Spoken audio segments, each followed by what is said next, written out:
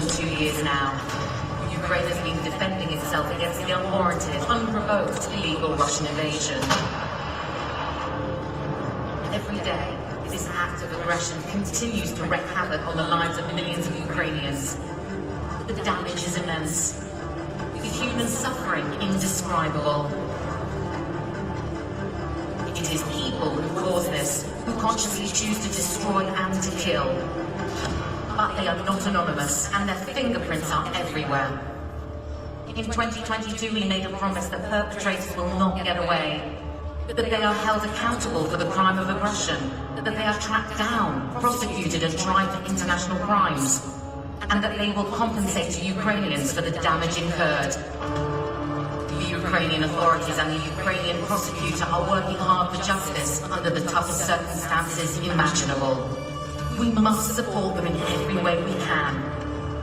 We're already collecting evidence, documenting every crime, support and facilitate investigative authorities. Today we strengthen our efforts with states, international organizations with civil society and justice mechanisms. Because this war must be won for our peace and security, and to let justice prevail, so that victims receive recognition, and despite grief, sadness and loss, are being able to pick up their lives again. In order to ensure peace,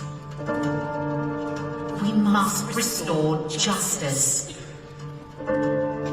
That's why justice matters.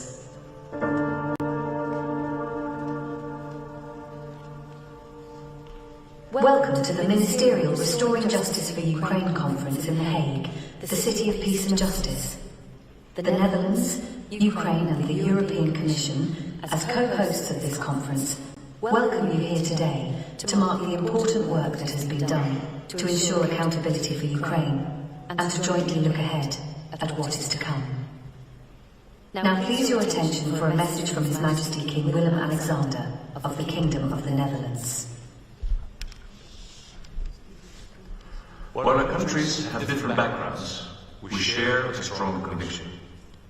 We all believe firmly in the rule-based international order, and we stand united in our defense of right over might.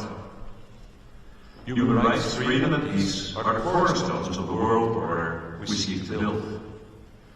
And it's crystal clear that there can be no lasting peace without justice. It is unacceptable for perpetrators of international crimes to escape their punishment. Those responsible for the crimes committed against Ukraine and its people must be held to account. Therefore, it's of great importance that you are participating in this conference, focusing on restoring justice for Ukraine. On behalf of the Kingdom of the Netherlands, I welcome you all most warmly. Our hearts go out to the Ukrainian people who have been withstanding Russia's aggression for so long. Russia's war in Ukraine is an outrage, not only to the victims, but also to the values that we all stand for. It is an assault on everything that we hold dear. By attending this conference, you are sending the people of Ukraine a message of hope. You are expressing that they're not alone, that we, as an international community, are on their side, now and in the future. Together, we will lay the groundwork that is needed to hold the perpetrators accountable for their actions.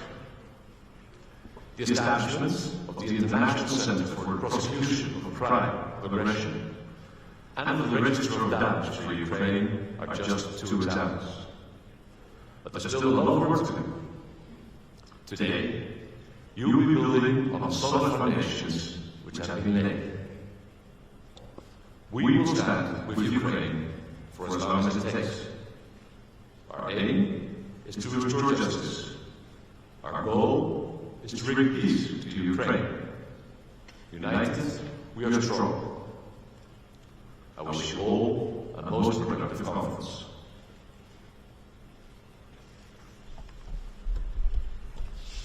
May I please have your attention for a message from the President of Ukraine? Mr. Zelenskyy.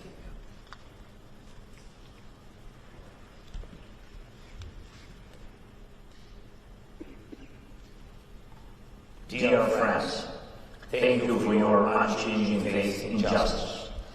Justice is the very line from which the movement towards pure peace may begin. Weapons give physical protection, but it is justice that restores the sense of security to life that was protected with the strength of weapons. And justice also brings back the sense of predictability to all local relations. Every potential aggressor should know what awaits him if he ruins peace. It is justice that can ensure this. 2 days ago I was in Bucha, in a city that became a symbol of Russian evil for the entire war. All of you remember how the streets of Bucha looked like when Russian occupiers were thrown out from there. You remember how many bodies of murdered people were there and how it all happened. You remember what was revealed when we began to discover the mass burials of tortured Ukrainians. 2 years have passed since then, and even until now we have not yet identified the names of everyone killed by Russian soldiers. There are still unknown graves in Bucha. It is the same in many other our communities liberated from Russian occupation. Although various cities and villages are gradually being restored, each of them has a specific feeling, the same for all of them, a feeling that there is still a lot of work ahead.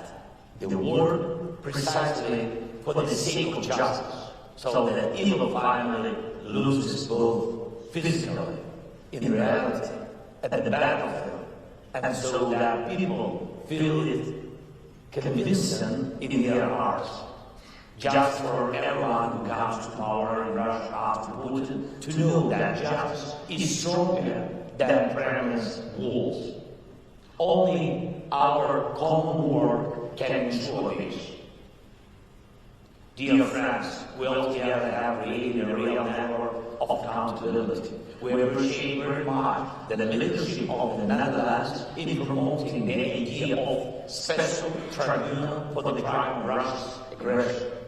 And I'm grateful to all countries and state leaders, international organizations, public leaders, representatives of the legal community who support the global work on investigating Russian war crimes and bringing those guilty to responsibility, bringing everyone who is guilty from political and military leadership of Russia to ordinary perpetrators. And I'm confident that the activity of the International Criminal Court that has issued arrest warrant for Putin and is working on restoring full justice to all those affected by this war, both adults and children, is important for the entire world. Also, we are creating very concrete, systematic tools to compensate the damages caused by this war. Together with many countries and leaders, we cooperate on confiscating Russian assets and profits from them. All these should work for the people whom Putin tried to destroy with this war. Likewise, the register of damages also beginning operating, and it is crucially important that already this year the claims commission and the compensation fund are established as the key elements of the planned compensation mechanism. I urge all of you not to deviate from our common line, the line of justice. And I ask you not to slow down the pace. We have to do everything possible for the strength of justice, so that justice provides real strength to our common security from aggressions and terror. Let real peace be restored faster, and let everyone who destroys peace be truly afraid of facing trial in The Hague. Thank you for your attention. Thank you all for your support. Salaam alaikum.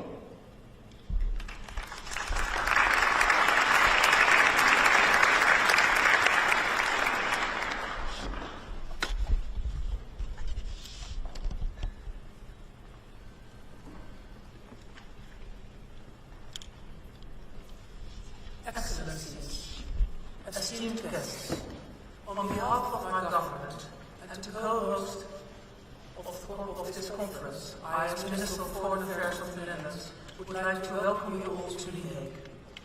I would like to extend a special welcome to Ukraine's Foreign Minister, Volodymyr, and to President Zelenskyy, who just joined us by video. There he is commemorating 2 days ago in Bucha a grim anniversary. 2 years since the Russian atrocities against the town's civilian residents were revealed to the world. An estimated $155 billion. That's the staggering cost of damage inflicted on Ukraine's infrastructure up until January of this year. More than 200,000 homes, almost 4,000 schools, and some 400 hospitals either lie in ruins or are badly damaged. The sheer magnitude of these figures defies comprehension. These may be sobering figures, but they only scratch the surface of the true extent of the devastation caused by Russia's aggression and invasion. They represent only the tangible damage, only the documented damage, only the damage to bricks and mortar. Not the damage inflicted on the lives of the Ukrainian people, not that inflicted on their heart, on their souls. The true extent of the devastation struck me the times I visited Ukraine. I saw it in the shelled houses, once bustling with life. But even more, I saw it in the eyes of the Ukrainians I spoke, solemn eyes, defiant eyes, eyes in which you can see the profound weight of the enormous challenges they are facing. In Bucha, for example, where I spoke with residents who have lost so much, here I was deeply moved by the solidarity of the people, how they seek support from each other, and by their resilience. In Bucha they are rebuilding everything they can, while knowing that some damage cannot be repaired. The deep wounds inflicted upon their souls. And they worry every day about their loved ones, including children who are still missing. The war has left tens of thousands dead and injured. It has left millions displaced. And it has resulted in a long and well-documented list of international crimes. Over 100,000 and counting. That number not only underscores the gravity of this aggression, but also the need to support Ukraine. Because if we don't, the country's justice system will eventually collapse under the weight of these atrocities. Excellencies, esteemed guests, we are here today because of our shared beliefs, our belief in justice, our belief that crimes cannot go unpunished, our belief that those responsible must bear the consequences of their actions. Not just in Ukraine, but in all the conflicts we are facing. Because we know that accountability knows no bounds. And even stronger, that the conviction is our shared will. The will to move towards light at the end of a very dark tunnel. As dark as the tunnel may be, I do see glimmers of light where accountability is concerned. Thanks to the resilience of the Ukrainian people. It's because of this resilience, this powerful force that we have been able to make such significant strides. thanks to the dedication and the will of all the countries who are gathered here today. We first joined together at the Accountability Conference almost 2 years ago. Here in The Hague, we promised to ensure that the Russian perpetrators of aggressions face accountability. This promise has resulted in tangible progress. Take the register of damage for Ukraine. Less than 18 months ago, this was just an idea. As of today, the register is fully operational. Anyone who has suffered damage as a result of Russia's aggression can submit a claim. In the context of the international community, that is a great achievement. In the context of international law, to borrow the words of the Register Executive Director Mario Klioskowski, it has been lightning fast. Other key steps include the ICC arrest warrants issued against Putin and Maria Lvova for deporting children to Russia, and against 2 Russian commanders suspected for war crimes. Today we will commit ourselves to even more tangible action. We must agree on first how we will continue to strengthen Ukraine's capacity for domestic investigation and prosecution of international crimes. Second, how we will ensure that those crimes, including the crime of aggression, can be tried at the international level. And how we will ensure that Russia pays for the damage it has inflicted. And lastly, how we will continue the crucial dialogue we have started.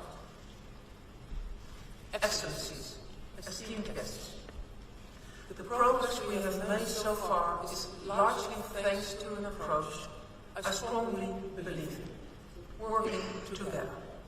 Together in the broadest sense of the word, with countries from all over the globe, with international organizations, courts, with civil society, and above all with the resilient Ukrainian people, whose strength continues to propel the rest of us forward. They too have an important role in this conference. Now it's time to maintain the momentum and step up our joint efforts. With over 100,000 documented crimes, we must strive to achieve justice for all the victims. With such enormous damage, both material and immaterial, we must work to achieve compensation. Aggression and international crimes cannot go unpunished. To ensure peace, let us restore justice together. Thank you.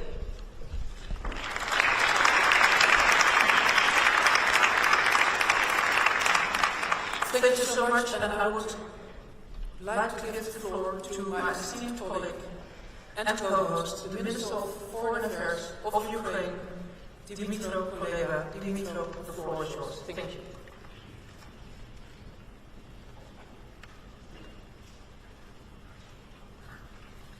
Thank you, Anke, for your very moving words and for the commitment that you can hear in every word that you said.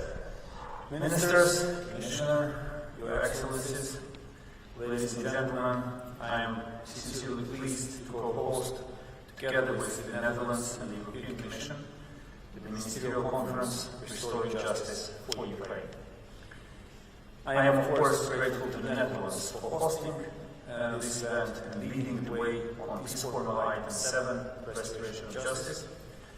I am also grateful to the European Union, in particular the European Commission, the External Action Service, and other EU institutions and bodies for supporting accountability efforts.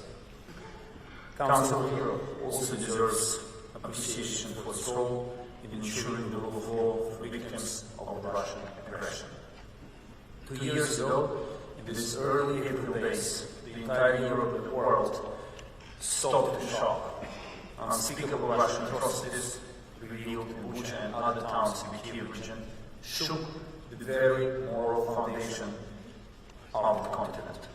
Photos of dead bodies with their hands tied behind their backs, lying in the streets and hidden in wells, piles of dead human bodies that the rapists tried to burn dead and raped children, the sight of this sheer horror brought back the most petrifying memories of the 20th century. And unfortunately, I remember that night very well. It was the first and only night in 2 years of war that I literally could not sleep until the morning. And trust me, I've seen a lot in the course of these wars, but nothing comparable to the images coming from Bucha. I thought about those people, how they suffered, how Russians felt inhuman while raping, killing, shooting down, and burning their victims. And I think back then all of us, all Europeans, and all normal people around the world looked into the eyes of pure evil. Europe after Bucha will never be the same as it was before. And by Bucha I mean, of course, not just victims in this town, but also all those innocent Ukrainians brutally murdered in Irpin, Borodyanka, Izum, Mariupol, and all other cities and towns across Ukraine. We will only have the right to call ourselves Europeans when justice to them and their relatives is served. The world will only feel safe when Russia is held accountable for what it has done. As President Zelenskyy just said, every potential aggressor should know what awaits him if he ruins peace. This is why our work today has true global and historical significance. Russia's active aggression and consequent atrocities must not go unpunished. We must ensure comprehensive accountability, even while the aggression is still ongoing. This includes accountability for all the violations of human rights, international humanitarian law, and international crimes committed by the Russian armed forces and Russian political and military leadership in and against Ukraine. Dear colleagues, let me be frank. Ukrainians require justice now, not in the distant future. They do not want to hear that justice will be served. They want to see it already served, not only in the battlefield, but in courtrooms and real decisions as well. As a foreign minister, I am perfectly aware that international justice always takes time. But as a Ukrainian, I cannot help but urge you to make every effort possible to serve that justice, in small or big steps, but delivering tangible results every week, every month. In this context, I commend the important steps that have already been taken, the effective work of national investigators and prosecutors, ICC arrest warrants, International Center for Prosecution of the Crime of Aggression, the Register of Damage, the work of the Core Group on the crime of aggression against Ukraine, and overall accountability efforts by the international community. I thank everyone who contributes to that. But more work awaits us ahead. Together, we work to ensure the maximum effectiveness of national actions, more arrest warrants from the ICC, and accountability for the crime of aggression against Ukraine. It is no less important to establish an international compensation mechanism in full and confiscate frozen Russian assets.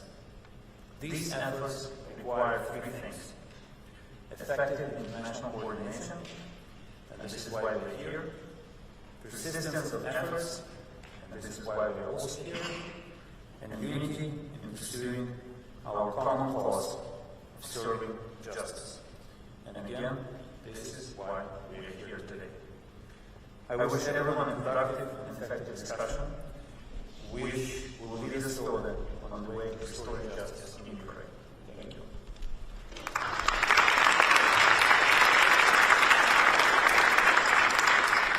Thank you, Dmitry. I would now like to invite our other esteemed co-host, the EU Commissioner for Justice, Didier Reynders, to take the floor. Thank you so much. Thank you. Dear Minister, dear Secretary, dear Excellencies, ladies and gentlemen, almost exactly 2 years ago, the world was confronted with images and testimonies of the and atrocities committed against the citizens of the Ukrainian town of Bucha for the very first time. The Bucha massacre has since then become a symbol of the devastating effect of Russia's war of aggression against Ukraine, an illegal, unprovoked and unjustifiable war that continues until this very day. In the light of these developments, today's conference provides the international community with an opportunity to reiterate our unwavering commitment to take all necessary next steps on the road to restoring justice for the people of Ukraine and ensuring Russia is held accountable for its acts. We are set to discuss these matters further at a time where public opinion that continues to show strong support for the actions taken in response to Russia's invasion of Ukraine. Going forward, it is essential that we ensure that the momentum for future political, financial and practical support persists as we enter the third year of this war.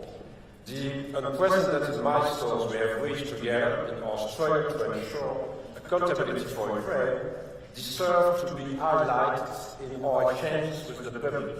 I therefore fully support the initiative to develop an awareness-raising campaign that will highlight the accomplishments of prosecutors at both the national and international level. Let me use this opportunity to highlight some of the collective achievements through which we have contributed together to ensuring justice is upheld in the context of Russia's war of aggression against Ukraine. First, the fact that Eurojust has become the central hub for coordinating national investigations into international crimes, supported notably by its exceptional expertise in criminal justice cooperation and the new core international crimes evidence database. Second, the fact that for the first time in history, the Office of the Prosecutor of the ICC is coordinating investigations together with Ukraine and 6 EU member states in the context of a joint investigation team on alleged core international crimes committed in Ukraine. And third, the fact that since July 23, Ukraine and 5 member states of Egypt have been investigating the crime of aggression within an enhanced coordination structure in the form of the International Center for the Prosecution of the Crime of Aggression against Ukraine. Simultaneously, discussions continue to progress within the framework of the core group on the possibility to establish a special tribunal for the crime of aggression against Ukraine.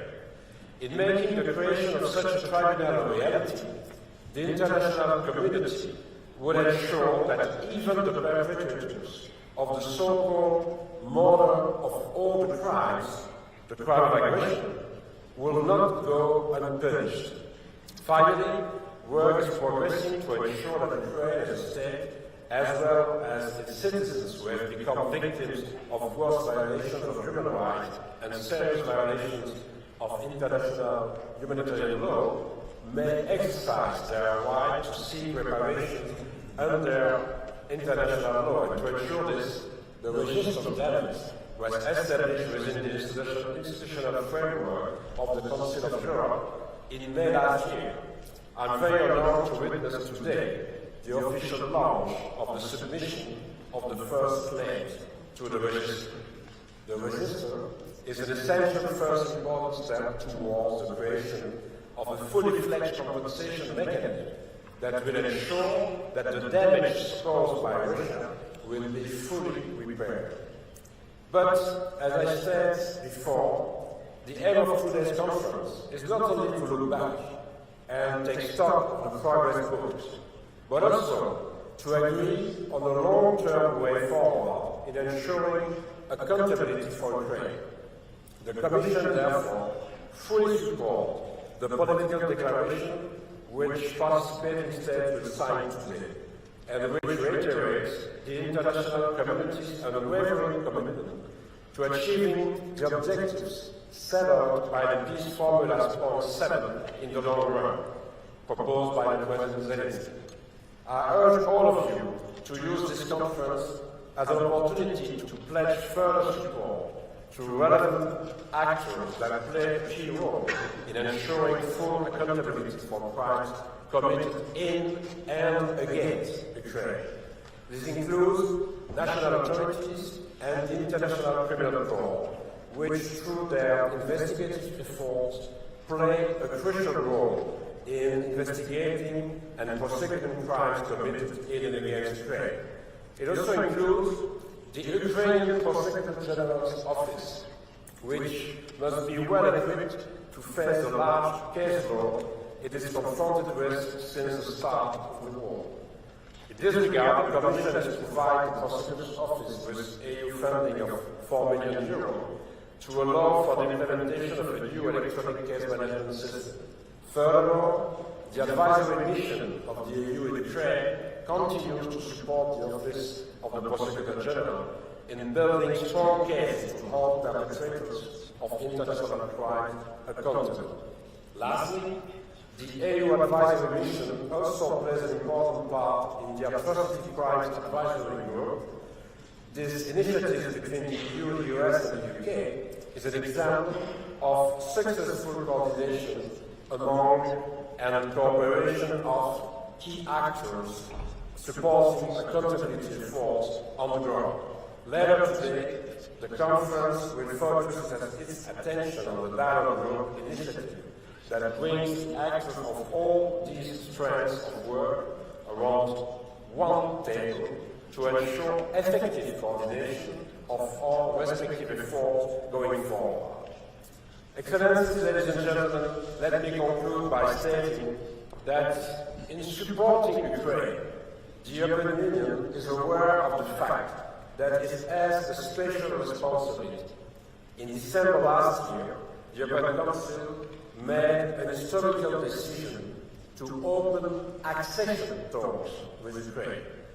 There is no doubt Ukraine's future as a free, sovereign nation is bright, and it is European.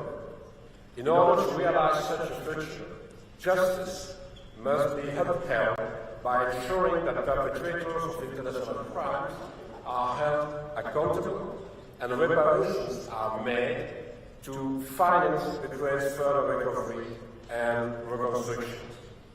In our collective struggle to realize these objectives, no soul shall be left unturned, and I therefore count on your unwavering support to ensure justice will be restored in Ukraine once and for all. Thank you very much.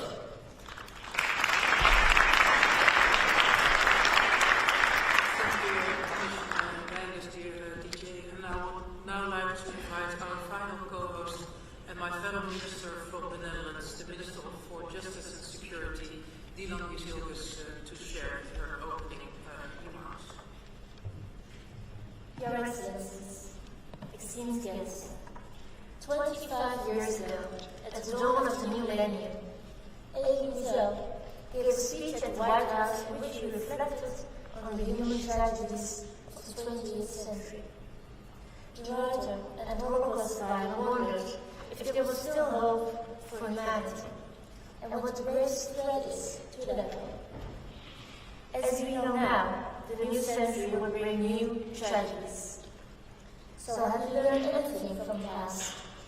When I think of the massacre in Bucha, the destruction of Mariupol, and the kidnapping of Ukrainians in the occupied regions, it makes me wonder. According to Wiesel, humanity's failures lie not only in aggression itself, but also in the indifference of bystanders.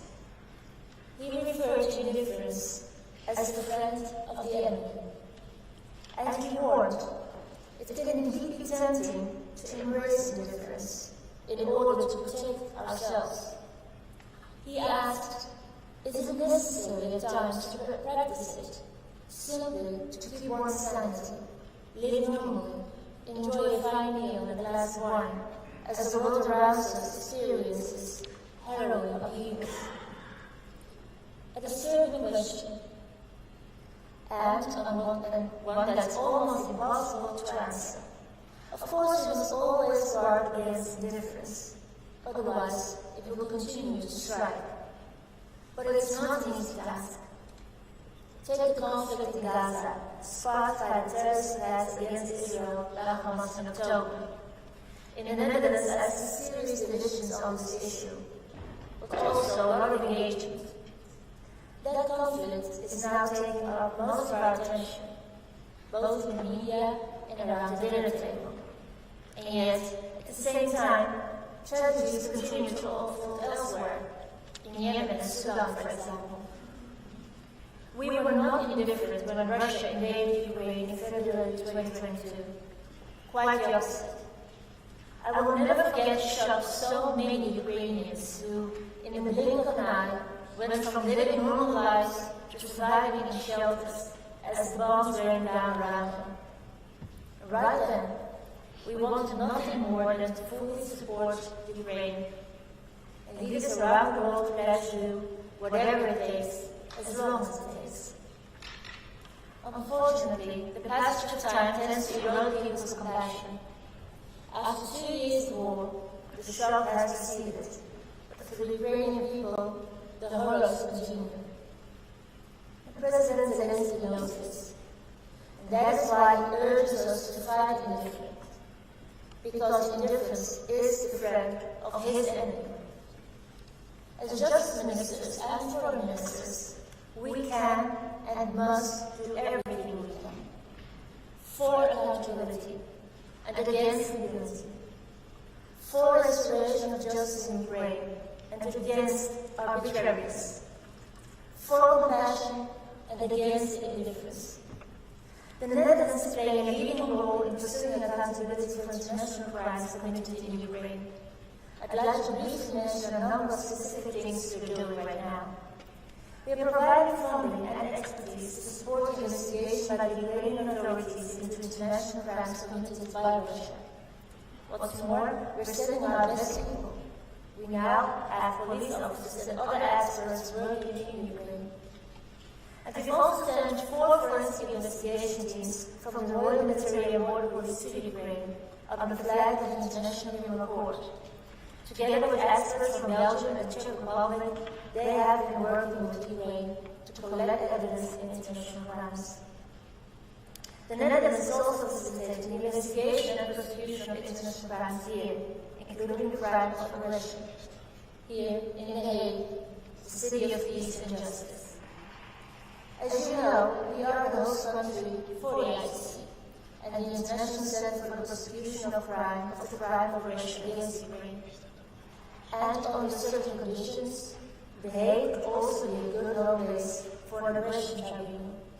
In addition, I am happy to announce today that the Netherlands stands ready to host a future compensation mechanism here in The Hague, also under certain conditions. Ladies and gentlemen, Elie Wiesel said we would go forward carried by profound fear and extraordinary hope. Let us do all we can to make sure hope prevails. For there is one way in which Putin can never defeat us. He cannot destroy our care and compassion for one another, or our will to do whatever it takes, as long as it takes. Thank you.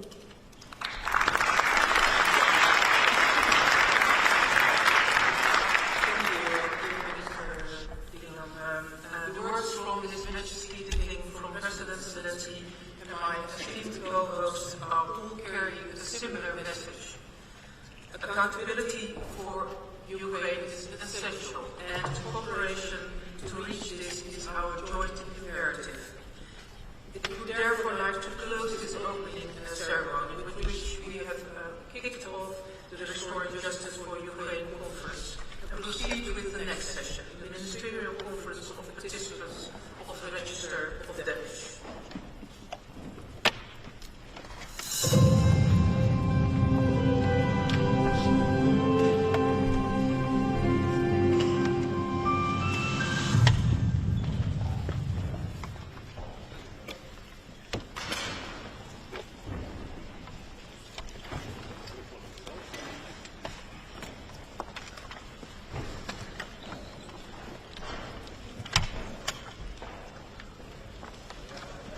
Dear colleagues, the next 45 minutes of our conference will be devoted to the Conference of Participants of the Register of Damage for Ukraine.